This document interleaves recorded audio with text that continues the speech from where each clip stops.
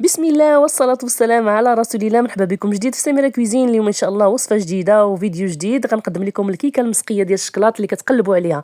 كيكة رائعة، حجم كبير، عائلية وبمقادير قليلة ومتوفرة في كل بيت، بدون شوكولاتة وبصوص رهيبة اللي كتسقيها وكتعطيها واحد التعليكة، وفي نفس الوقت تعطيها واحد الطبقة ديال التزيين بلا ما نستعملوا فيها الشكلاط، كتجي خطيره ولذيذه.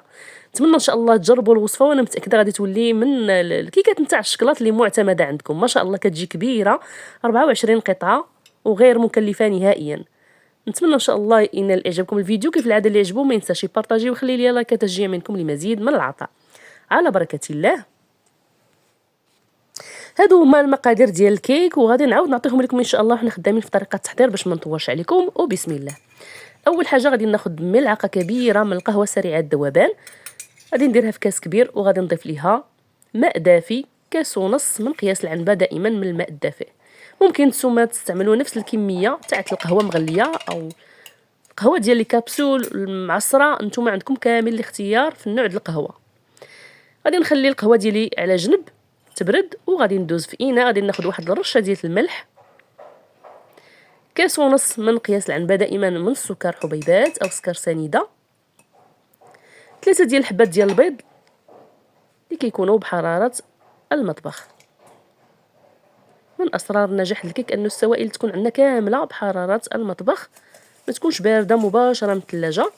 صافي، وكنطرب غير بطراب يدوي. الكيكه ديالي ساهله وما كنحتاجوش فيها شي ماتيريال، يعني غير بطراب يدوي وكنقضيو الغرض وكتجي روعه كما غتشوفوا معايا ان شاء الله من خلال الفيديو. تابعوا الفيديو حتى الاخر، اكيد ما كنبخلش عليكم بالنصائح، خاصه الاخوات اللي عندهم مشكل في تحضير الكيك، كيجيهم نازل عندهم فيه مشاكل. نتمنى ان شاء الله تعم الفائده للجميع. صافي، منين طربت البيض والسكر مزيان غادي نضيف كاس لاروب بقياس كاس العنبه ديال الزيت المائده، معلقه صغيره من بودره الفانيلا او السكر المنسم بنكهه الفانيلا او الفانيلا السائله اللي متوفر عندكم كتستعملوا. تحريكه خفيفه وكتكون المكونات انسجمات بهذا الشكل هذا. ودابا غادي نضيف القهوه ديالتي اللي كتكون نزلات الحراره ديالها، ما بقاتش سخونه، كتكون دافيه واحد شويه. وغنبدا في اضافه النواشف اللي ضروري خصها تغربل اكثر من مره، خاصه الدقيق الا كان عندنا الوقت نغربلوه حتى 3 أو 4 المرات. بالنسبه للنواشف غادي نضيف فيهم معلقه كبيره ديال الكاكاو، ما يعادل 21 غرام ديال الكاكاو المر. غادي نضيف في الكاس الاول من الدقيق، كل كاس ديال العنبه كيهز ليا 100 غرام ديال الدقيق. والدقيق تيبقى دائما بالنسبه لكم ممكن تستعملوه اكثر او اقل على حسب نوع الدقيق، كاين اللي كيشرب السوائل، كاين اللي ما كيشربش، وحتى حجم البيض كيلعب واحد الدور في الكميه ديال البيض. فانا دائما تعطيكم كميه ديال الدقيق تقريبيه. ضفت الكاس الثاني كما كتشوفوا، ضفت الدفعه الاولى حركت غير القياس حتى اختفى لي داك الدقيق مع الخليط نتاع الكيكه وحبست من التطراب. كذلك غادي نضيف الكاس الثاني وكنغربلو، وغير كيختفي في الخليط نتاع الكيك كنحبس من التطراب. هاد المرحله هذه كيخصنا نطربوا غير القياس.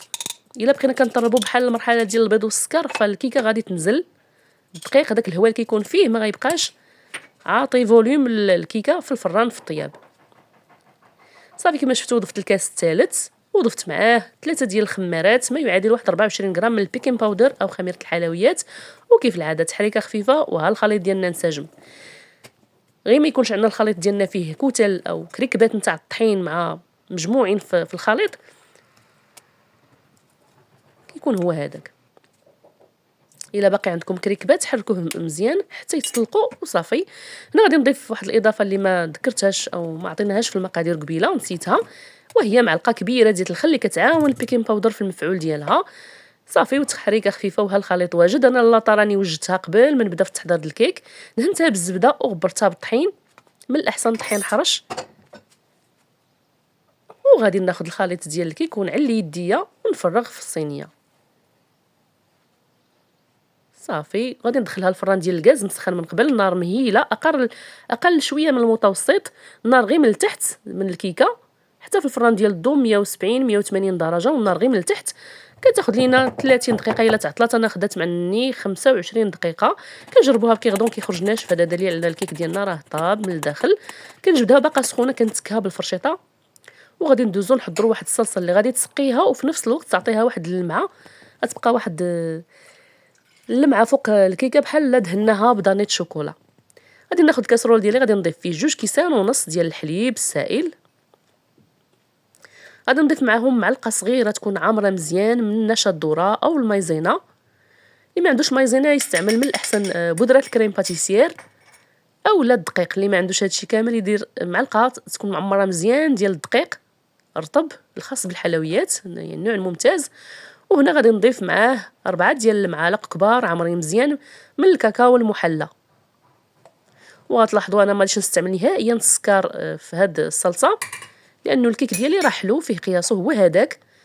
وغادي نستعمل واحد المعلقه صغيره ديال القهوه سريعه الذوبان، كتعطي واحد المذاق زوين بحال مستعملين حنايا الشوكولاته من نوعيه ممتازه، كتعطي واحد المروره اللي زوينه خفيفه. والناس اللي كيبغيو الحلاوه بزايد يقدروا يديروا واحد المعلقه حتى لجوج. كنحرك الكل في بارد في بارد وكنوضعها على النار حتى كتطلع الغليه، ومباشره وهي كتغلي كنفرغها فوق الكيكه ديالي وكنزيد نتكها باش كتشرب كميه مزيان باش تجينا معلكه. الكيك ديال الشكلاط معروف عليه انه كينشف، فانا يعني 2 كيسان كيجيو يلاه كتجي هي هذيك 2 كيسان ونص كتشرب، وكتبقى من الفوق واحد الطبقه اللي كتعطيها واحد التزيين زوين. ضروري هاد المقادير هادي وصينيه كبيره نديرو 2 كيسان ونص ديال الحليب. هاد الصلصه هادي راه كتجي خطيره كما قلت لكم، بحال درنا دانيت شوكولا. الا درنا كميه قليله ديال الحليب فيلا غادي تجي مسقيه صافي. كما شفتوا معايا خديت المعلقه سرحت داك الصوص على الوجه ديال الحلوه كامله او الكيكه كامله، وخديت الفيرميسيل ديال الشكلاط رشيتها على الوجه. وغادي ناخذ الموس ونقطع على حسب الحجم اللي بغيت. انا قطعتها على 24 قطعه، ممكن نقطعوهم اصغر يعطوني عدد كتر صافي. وضروري ضروري قبل ما تقدموها للحباب والعائله تحطوها في الثلاجه واحد الساعه حتى لساعتين باش كتجي مشربه كتر، كتجي بارده وكيطلع المذاق ديالها غزال. انا على ودي التصوير غادي نصور معكم نوريكم كي كتجي من الداخل. اكيد كتجي غزاله مسفجه ومسقيه على حقها وطريقه، وفيها واحد التعليكه خطيره. وديك الصوص منها سقيه ومنها تزيين الوجه ديال الحلوه او الكيكه ديالنا. انا متاكده ان شاء الله اذا جربتوها غتولي من الوصفات المعتمده عندكم. اللي جرب الوصفه ما ينساش يخلي لي التطبيقات ديالكم في التعليقات. شكرا على التعليقات اللي كتكون دائما جميله ومحفزه. وبصحه وراحه شيواتكم. ما بقى لي في نهايه الفيديو الا نتمنى لكم دوام الصحه والعافيه، والى الملتقى في فيديو قادم باذن الله، واستودعكم في حفظ الرحمن. مع السلامه.